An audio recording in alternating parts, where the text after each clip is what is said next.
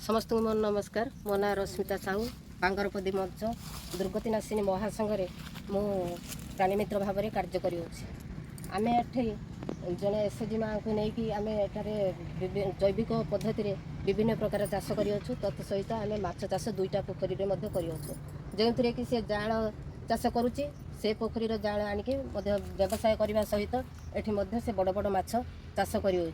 आम समस्त माछ एत दरकारी आमर कैल्शियम अभाव बा हाड़ दुर्बल हेले आमर माछर आवश्यकता रही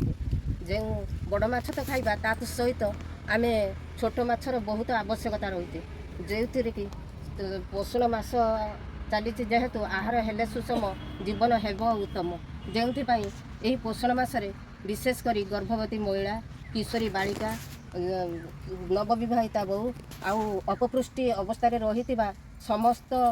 माने जो माने अपपृष्टि अवस्था रही जो माने पीड़ित अच्छा से चूना माछर बेस उपकार रही जो प्रचुर परिमाण में कैल्शियम आवश्यकता रही यही कैल्शियम से रक्त बढ़ाइबा सहित से दुर्बल कर बंचाई थाए। आउ एठरे आम कुकुड़ा चाष करूँ बतक किसी रखी बतक जो मैंने पोखरी में माछ चाष करुँचे बतक रखा निहाती आवश्यक कारण बतक यही माने सब बेले पानी खेलिले पानीर आंदोलन हुए जो थी कि ऑक्सीजन सृष्टि होगा सहित से माछ भी किसी क्षतिकार एठारे माछ चाष आमर जैविक पद्धति से निजे